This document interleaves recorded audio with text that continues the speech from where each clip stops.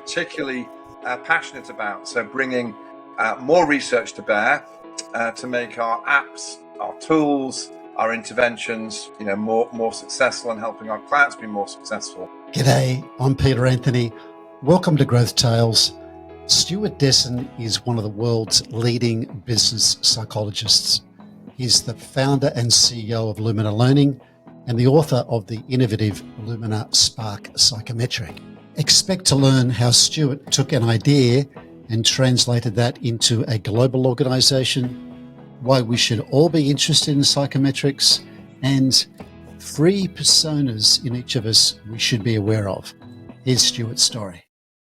So, g'day, Stewart. You're the CEO of Lumina Learning, and I'm just really curious, how do you first get interested in psychometrics? Is it a kid, as a teenager?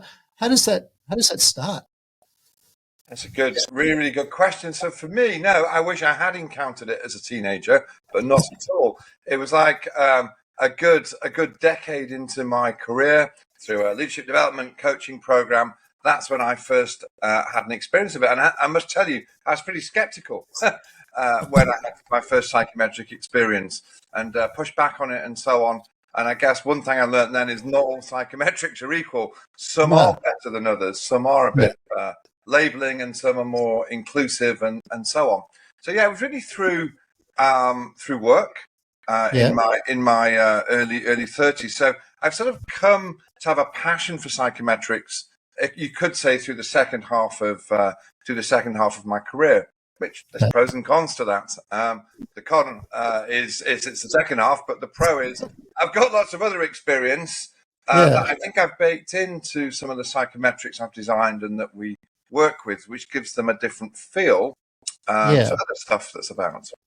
So what was it? Did you have like a psychometric assessment on you? Like you were in an organisation? Because I know a mutual friend of ours, Tony Stewart, he tells me you worked together at British Airways. Was it prior to British Airways that this happened? No, it was actually at British Airways. Well, actually, no.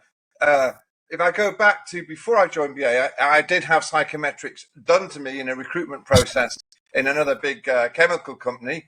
I didn't get the job, so I don't know what that tells you about that psychometric. My first real experience... That could be a good thing, right? Because sometimes psychometrics can partial people out that aren't suitable for the role. For sure. I'm trying to be funny, but it's all fine. Now, my first experience was more in a developmental context. So my first experience was a leadership program, and it was linked to getting some coaching support around my leadership style. And I found it to be profoundly helpful. My second experience was in the context of a team building with my own team at the time. And again, it was incredibly helpful to have the whole team profile. And that it really, it was a catalyst for my own personal and professional development, I would say, at the time. Okay. But not everyone that has a psychometric assessment ends up writing their own. I mean, that's true. That's true. Very true. Otherwise, there'd be a lot of tools out there, right?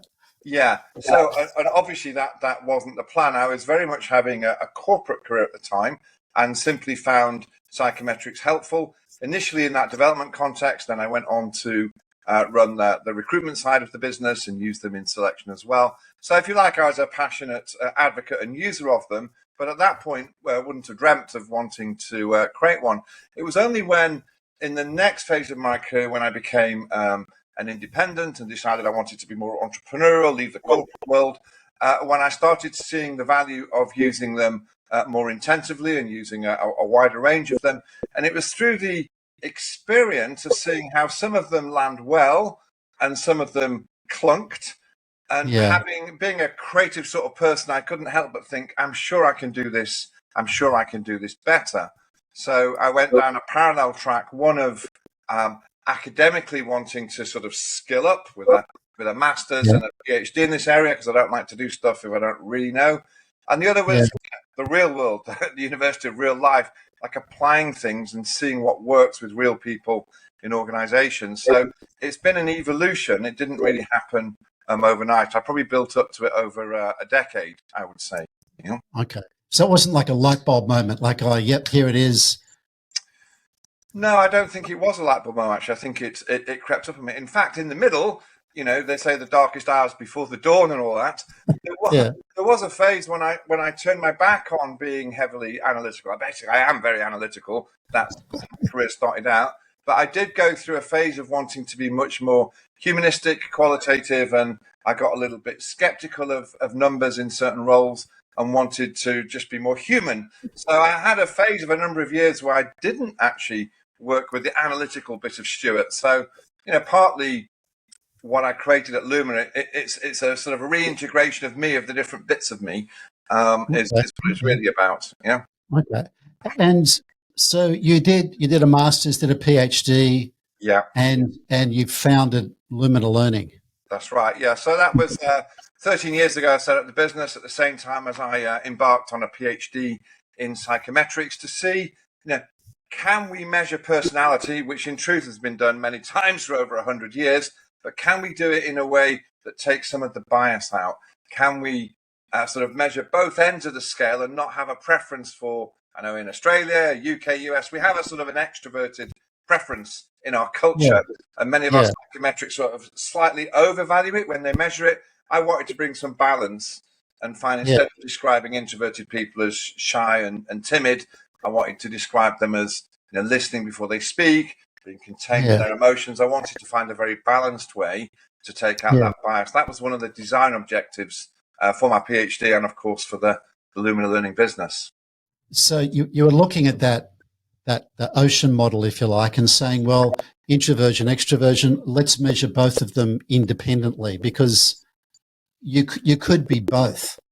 You could be both. I mean, the expression, I think it comes from a statistician in the 60s. You know, if you've got your head in the oven and your feet in the freezer, on average, you're the perfect temperature.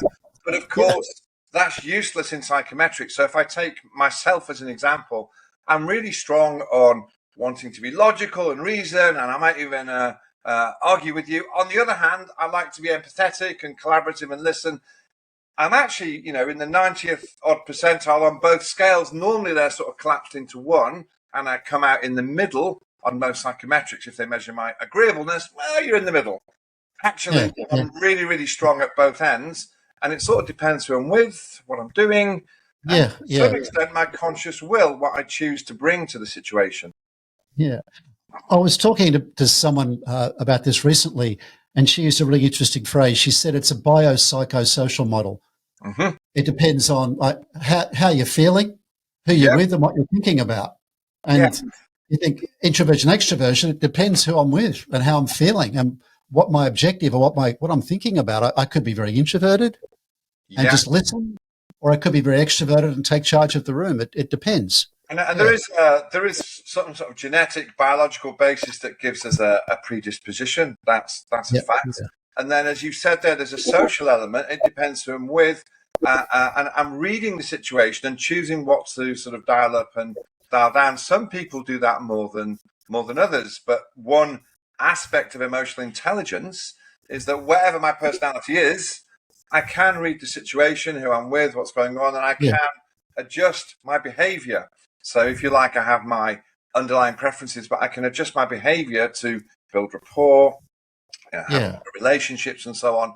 That's obviously a smart thing to do. And that was partly what motivated me, you know, to create the Lumina Psychometric, was to find a way of really enabling people to understand that process as simply as possible. Yes. And the other aspect of the approach that you developed, this Lumina Spark approach, is that you're measuring 3 different personas as well. Yeah, that's right. Which is really a real breakthrough. Yeah. Because you're looking at, and well, there's the underlying. Would you say that's like more like the real you or the real me, the underlying me? You could call it that, yeah. I mean, this emerged from some of my experience in humanistic psychology, which is normally an anathema for psychometrics. But I'm trying to bridge those worlds. So in humanistic psychology, yes, there is the concept from Carl Rogers and others of like, there is a true self inside that we want to uncover and express. And you could say that's aligned to what we call in the Lumina Spark Psychometric, your underlying persona. It's a little bit of who you are. It's a little bit of your instinctive preferences. And it may take some time to, reveal or uncover. We're not always, not everyone is equal in being totally aware of what is in their underlying persona. It can be a lifelong journey to do it fully. So you mentioned earlier there's like a DNA or there's a genetic component to this, and I guess there's this. If we think about this underlying persona first, there's partly my DNA and partly the environment that I've been raised in. So I've seen some twinning studies where twins raised together are identical, but twins that are separated at birth and have different environments can have quite different personalities. So there's been lots of work on that over numerous decades, and they try and look at identical twins versus non-identical twins brought up together or apart, and through a bit of stats and maths, try and figure out how much is genetic. It is actually still controversial, so it's not a settled issue in science. You will find some eminent scientists that look at all that analysis and conclude it's largely genetic, and others will say, no, they'll look at the same data and conclude it's largely your upbringing and your environment. I'm pretty much down the middle. My guess is going to be, my best guess right now is it's probably a bit of both. It's 50-50 based on those twin studies. So the underlying persona in Lumina tends to be more of that instinctive bit. What we call the everyday persona is where we get into our behavior. It tends to be more observable by other people. And we do have some conscious will, the ability to sort of dial it up or dial it down. So in the design of this model, I drew somewhat on the psychology of Viktor Frankl, who's a brilliant psychologist from the last century, somebody who survived Auschwitz. And one of his sort of famous quotes and theories is about the gap between stimulus and response. And that there's a space in there, if we can be more self-aware, instead of going stimulus, bang, response, always instinctively, which I could interpret to mean always acting with our underlying persona and just doing the same thing. If we can put a space in and notice that gap, we can choose to behave differently, which for me is akin to saying you have your underlying persona, that bit of you that could well be your most authentic self or the bit you're most comfortable with, but then we can adjust our behavior in the everyday, dependent on what's needed. So those are the first two personas in the Lumina model. And I felt this is such a useful concept for people to understand. In fact, my experience is everybody can understand this idea quite quickly, that it's good. And it's okay too. It's okay. I mean, some people think, well, I'm being a bit fake because I'm underlying, because I could be quite introverted underlying, for example. But when I get to work, I'm more extroverted. I think, well, does that mean I'm fake? I said, no, I'm just adapting to the environment that I'm in. Yeah, I think for most people, most of the time, it's not at all being fake. It's a form of emotional intelligence. It's eminently sensible to have better relationships. Of course, it is possible to take it to extremes. So if someone is deeply manipulative and they're using hypnosis techniques to get what they want, that's sort of a misuse of hiding who you are to get something. Or in the case of people who are neurodiverse, with for example autism, it can be that there can be something underneath that means that you don't want to reveal who you really are, and so doing this sort of dialing something up and presenting in a certain way is a form of defense. And of course we all do that a bit, because we all want to fit in and get on, but if you're doing a lot, then it can be painful for the individual. They're really potentially yearning to be who they really are, but to fit in they feel they need to present in a certain way. So there can be aspects of this that can be difficult as well, but most of my work is with people in the workplace, and most of it is not at the more extreme ends. It's in the context of how can we get on better at work, how can we have performing teams, and these concepts are useful, I think. And the third persona that you developed was not you personally, but you refined in the Lumina Spark approach, is this overextended persona, which is where I go when I'm under stress, which could be quite different again. It could be a different version of me. Yeah, so again, it came out of my interest in humanistic psychology. So part of expressing your true self is realizing sometimes I get angry, mad, sometimes I withdraw. And that's part of the human condition. It's normal. So what we don't want to do is compartmentalize it off as something that's over here. Yeah, It's being human. We get triggered at work. yeah, In our relationships, at times we'll get stressed. It's eminently normal. So if you like, I wanted to normalize what others might have called maladaptive behaviors or dark side behaviors or pathological behaviors. That's all a bit strong. So in the Lumina concept, there's this third persona we call your overextended persona. It normally relates to just doing too much of a good thing, sort of an overplaying of a strength. It's normally triggered by something. So now you could say something to me now, and if inside my head I suddenly feel, oh no, he's making me look stupid, it suddenly might trigger me to want to argue with you. And that yeah, argumentative response, I could be going from a healthy everyday behavior of debate into an unhealthy wanting to win and prove my point. So yeah, these overextended behaviors, they tend to happen at a point in time. We tend to get yeah, triggered by something, and then it tends to grip us for a while. So we call it overextended, and it's not always all bad.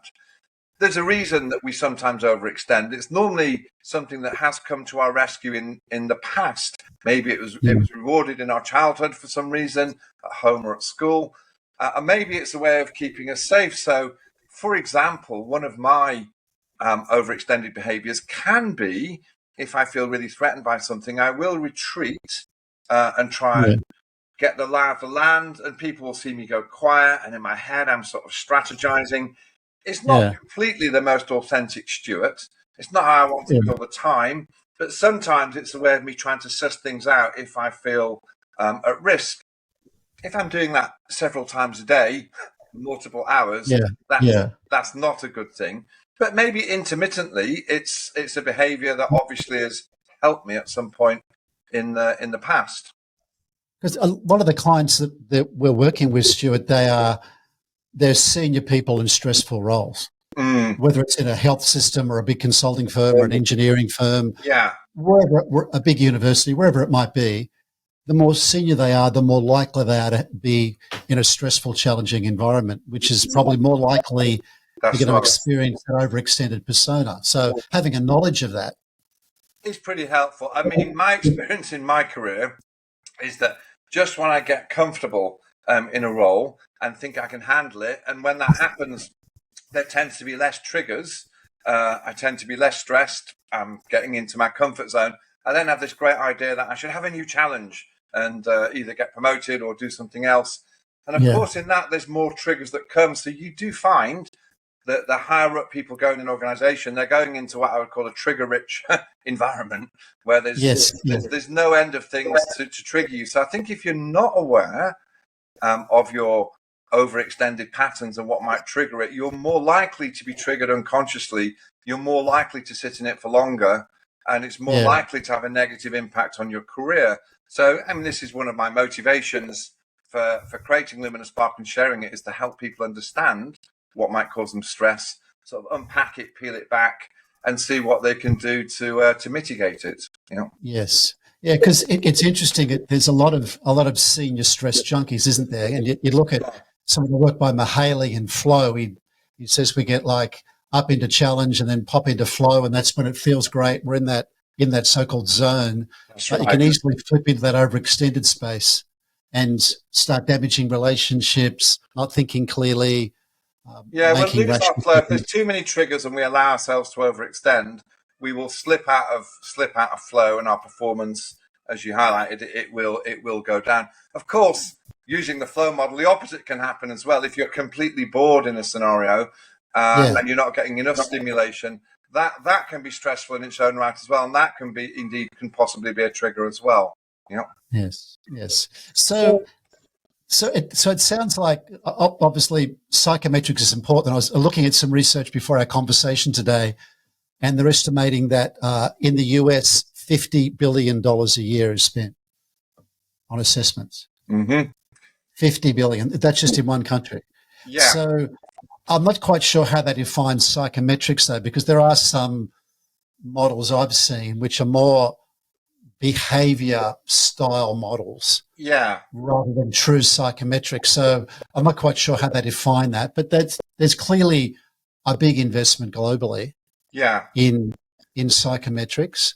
I'm just curious about if I'm a decision maker at a large organization, what does make Lumina like a uniquely beneficial psychometric? I guess you mentioned one already. Those three personas It's that one might thing even that be enough makes by it itself. different. You are right.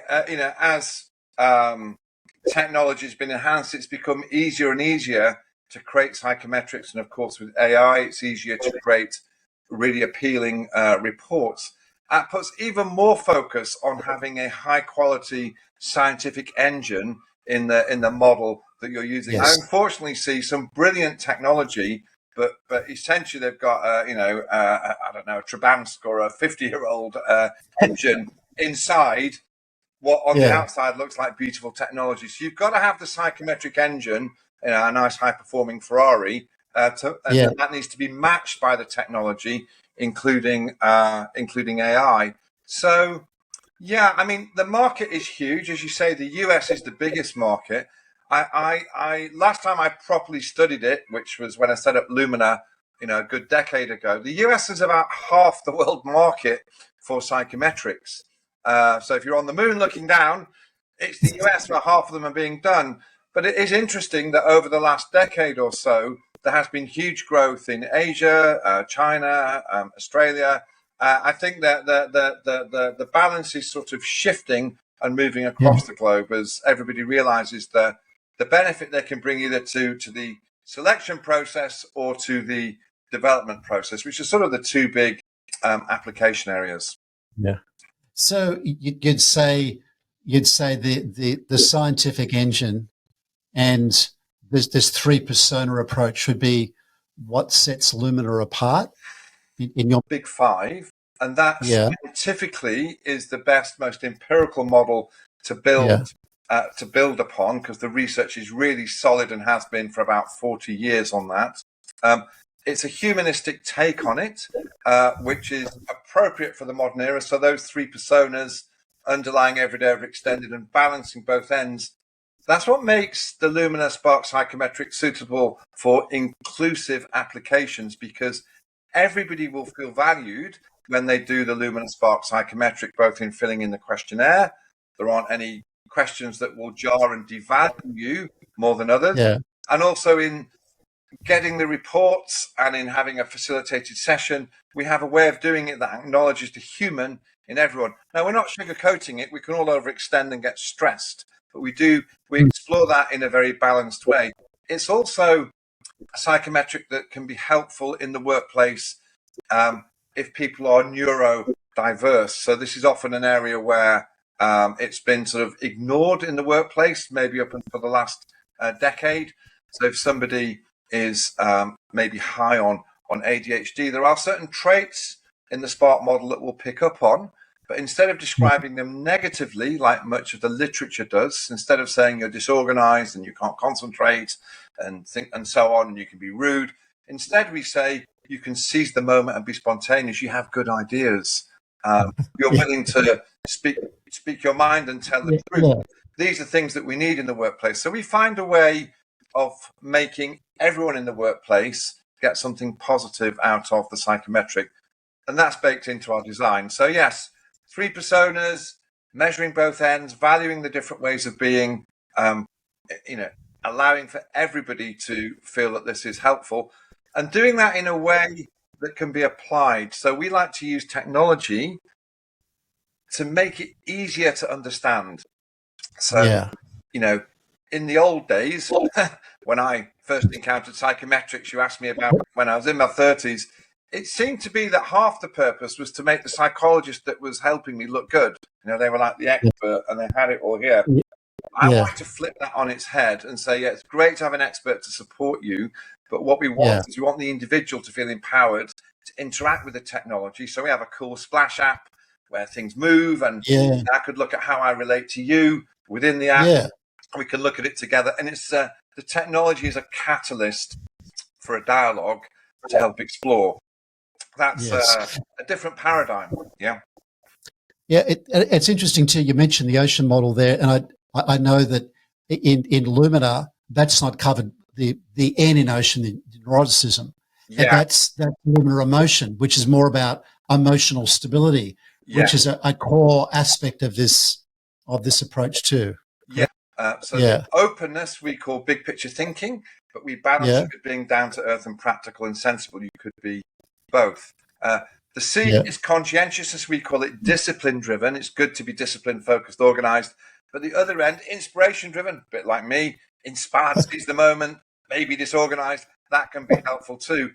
The E is extroversion. So you've got introvert extroversion, which actually comes from Jung in the early 1920s. That was one of his brilliant insights that's still with us today. And of course, we want to value both equally. Then we have agreeableness, which we call being people focused. You're empathy, you're collaborative, yeah, you're a nice yeah, person. But the opposite, it's not being disagreeable. We call it being outcome focused. So you can be candid, clear, tell the truth, and so on. And you're right, the final N in the model, it's not in the core Lumina Spark model that people get to experience first time, because we don't like the word neuroticism. I'll use it now yeah. because you've brought it up. It sounds so negative, doesn't it? It Yeah, sounds like you're neurotic. It sounds loaded. it's pretty Yeah, loaded. It's also, unfortunately, a rather gendered word. It comes from, over 100 years ago. And it was more likely to be seen in women. It's just not, I don't think it's a very helpful word to use in the workplace. So we handle it differently. Instead, we talk about how you might overextend. Yeah, that's a yeah, nicer way of looking at when you might get into some dysfunctional behaviors. So I might be logical but get argumentative. Or I might be really sociable, but I might get lost in too much socializing and so on. Overextended is a nicer way of looking at it. Now, you yes, mentioned the Lumina emotions. So we do also extend Lumina Spark with some extra questions. And we can, like a phase 2 for clients that want to go into your full on into your emotions, we do actually measure that fifth dimension, but we don't call it neuroticism. We call it being a risk reactor or a reward reactor. Because what we found is some of us, if you're a risk reactor, you're more prone for scanning your environment, what can go wrong. It might make you feel a little anxious. It might make you jump on problems quickly to try and solve them. It can create some interesting behaviors. It can be actually helpful in any role that wants quality and safety. And the other end is the reward reactor, where we're more optimistic. We are more inclined to be confident and express that confidence. And I know you spoke to Jonathan Cannon the other day, and he talked about resilience. We sort of have a higher quotient of natural resilience. So we call that being a reward reactor, because you're looking just for what can go well. Now, the truth is we've both got both. Okay, it's not like we're one or the other. It just depends where I go more. And I guess the reward reactors, there's a level of a more optimistic explanatory style there too. There is. There's a bit of optimism there, but of course we can overplay our optimism. So the irony is, it's often seen in organizations. I've seen many companies use psychometrics to recruit, and what they're really secretly saying is, don't recruit neurotic people. Goodness me, we don't want them. Yeah, that's what they're saying. That can be a prejudice in certain roles. It can really help you to get high quality if you're really concerned to get things perfect and right. Yeah. Your emotions can be a cue for that. And equally, there's a ton of research now that says the biggest problem in leadership when people get promoted is not that they're a bit neurotic, it's more that they're over optimistic, overconfident, and become arrogant. So in terms of leadership development, looking at how we overplay or overextend our reward reactors is pretty critical for developing teams and leaders.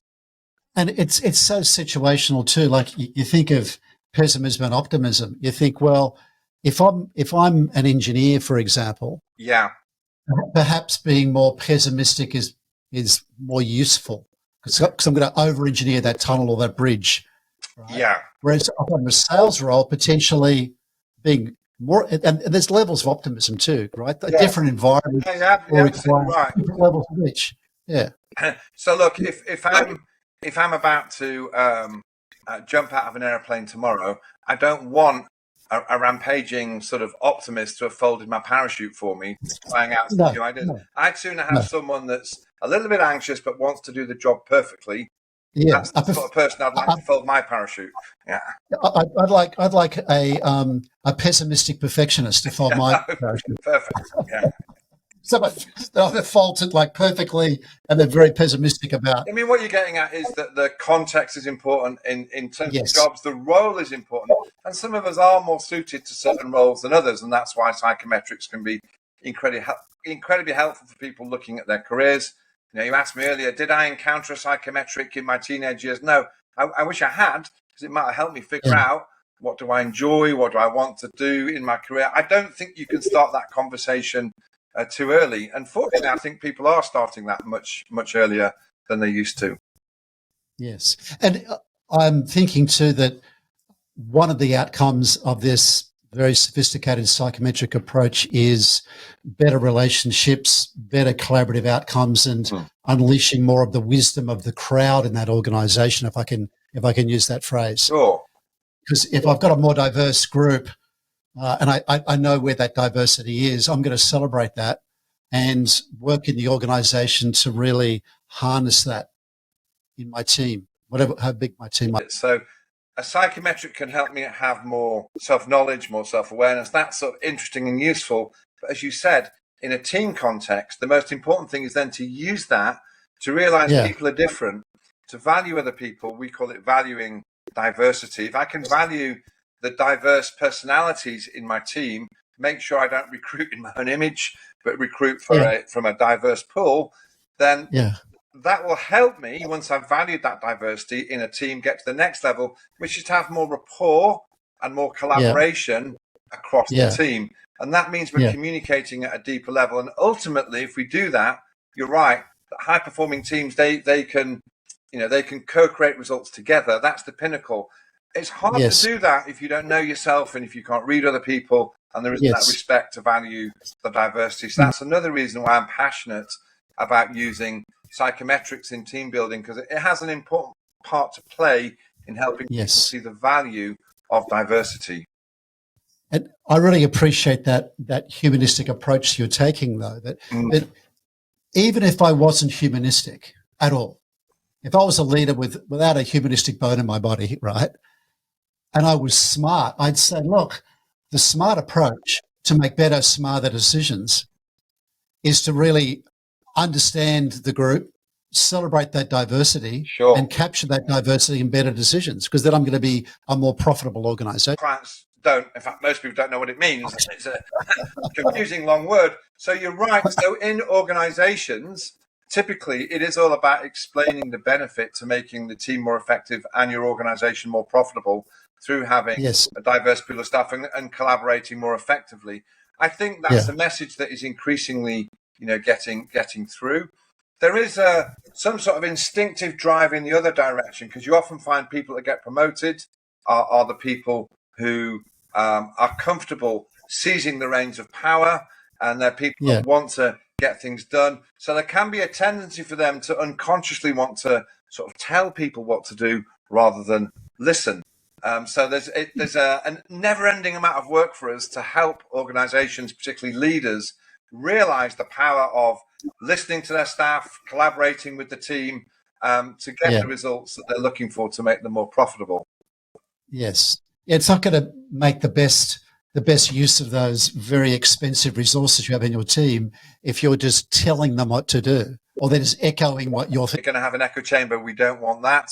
And if you're doing the old school command and control style leadership that I've experienced some of in the dim and distant past, then you're essentially telling, and in doing that, you are disempowering people. Of course, you'll still get a level of performance from it, but you won't get the higher levels of performance. You won't get people's discretionary energy. It will be sort of left at the door when they come to work, and they'll pick it up when they go home and do wonderful things at home. But at work, they'll just grind. And we don't want people just grinding at work. We want them inspired, performing on purpose. These are the things that we're looking to do. And this, I think, is how psychometrics like Spark can help. Yes. And the other, you've talked about the scientific engine behind Spark, which is very impressive. The other impressive approach you take at Lumina Learning is to constantly reinvest in research. Yes. To not just say, well, 10 years ago I worked this out, because yeah, it's true.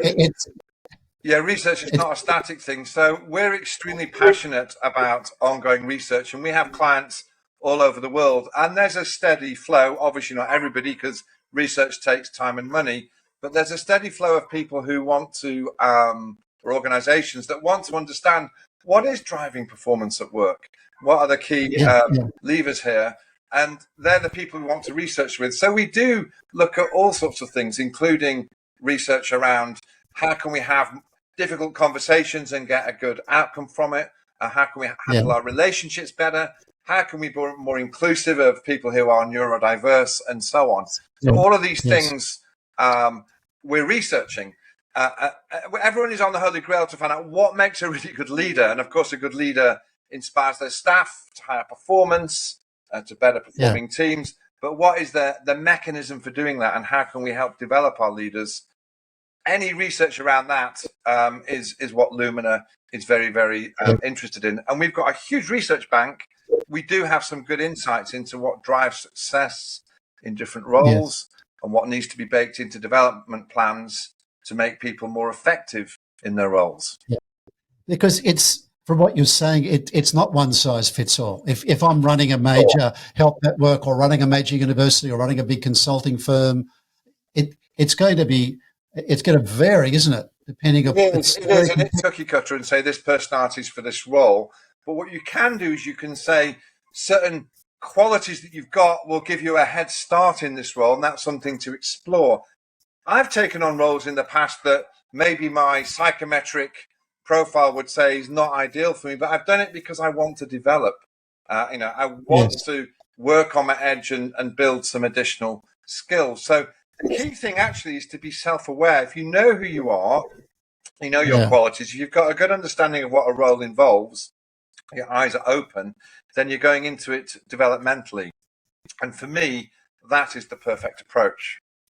Yes. So what does the future look like for Stewart Desson? Me, I'm on my own journey, as I described earlier. So being the CEO of Lumina is sort of an integration of everything in my career coming together. I have some background in IT, in psychology, in managing organizations, in client work. In truth, what you just mentioned, the research is the thing that going forward I'm particularly passionate about. So bringing more research to bear to make our apps, our tools, our interventions, more successful, and helping our clients be more successful. I mean, in terms of Lumina, we're on a growth cycle. We've been growing, organically now for over a decade, and the future looks like, as we grow, we can invest more in technology, we can invest more in research, and it's finding practical ways to help people in organizations be more self-aware, be more aware of others, figure out how they can better connect. And ultimately, we're really on a mission to help celebrate the human in organizations and help them be happier and also more productive and effective in their roles at work. That's our vision. Yes. And those two things are likely to travel together. They do travel together. If I'm more productive, I'm happier. And if I'm happier, I'm more productive. And if I'm the best expression of myself, working with people that are fully expressing themselves too. I think so. If you focus just on productivity for a decade and you need the balance with the well-being with your staff as well, but it's not all about well-being. It is work and getting stuff done. So it's helping people be passionate and purposeful at work, at the same time being efficient and having good ways of handling tricky conversations, having good ways of resolving conflicts, having effective ways of leading. That's the gist of it. Yes. It's interesting. Elon Musk echoed those remarks 18 months or so ago when he took over Twitter. And the first thing he did was walk into reception with a large sink and said, "Let this sink in." And the second thing he did was to fire 80% of the people. Because he said, "I don't know what they do." And the profitability didn't, and the product didn't change. The performance kept ticking along. So I think there's a lot of people there that must have been passengers. Yes. Yeah. Yes, yes, very possibly. So if I'm a leader listening to Stewart, and I'm thinking, well, this psychometric sounds like something I should explore more. It sounds like Lumina Mm-hmm. is definitely on the consideration table. Yeah. What would I do if I'm a leader? I'm listening to this, thinking, yeah, I'd like to find out more about this. Should I go to the website? Should I approach my local partner? What should I do? Yeah, well, multiple things, all of the above. The website's always a good place to start. We've got partners all over the world that will help you. So whatever level of understanding you have, you might already know a lot about psychometrics and want to know how we compare and contrast. You might not be that interested in psychometrics. You're just interested in the results you can get for your business around being more productive. We can talk about that too. Or you may be new to it and we'll orientate you. So the website's a good place to start. You can reach out to me personally on LinkedIn. I can put you in touch with the most relevant person, and we'll give you a short experience. We'll give you an understanding of what we do. Because one thing I've learned is it's all very well to talk about what you do and you want to see evidence in writing. But if you have a short experience of what we're talking about, so if you can experience that actually maybe there are bits of me at both ends of a scale, and maybe there are things that trigger me that, and I'm sort of figuring out what that might be. If you have a short experience of that and can see how helpful it can be, that's what's often Ferrari. And they might look the same on the outside. So you really do need to check out the research, the validity, and how effective they actually are at doing the job. Yeah. Yes. And that's something at Lumina we're proud to do. So if there's someone in your organization that is an expert in psychometrics, we'd love to speak to them to share some of our research, to set out our case for why you'll find it impressive and contemporary, and a sort of an inclusive approach to psychometrics. So if you look under the Lumina hood, you'll just see a nice big scientific engine. You will, and it just the deeper you dig, the more impressed you'll be. Yeah, lots of things to reduce the triggers, things like that. Yeah, probably drives itself like one of those Teslas. And parks itself. Yes, Stewart, it's been an absolute delight talking to you. But sure, that there's curious, and I've got no doubt that Lumina and Lumina Spark and the rest of the tools will be more and more embraced by the community globally. So I'm energizing me. Yeah, absolute pleasure.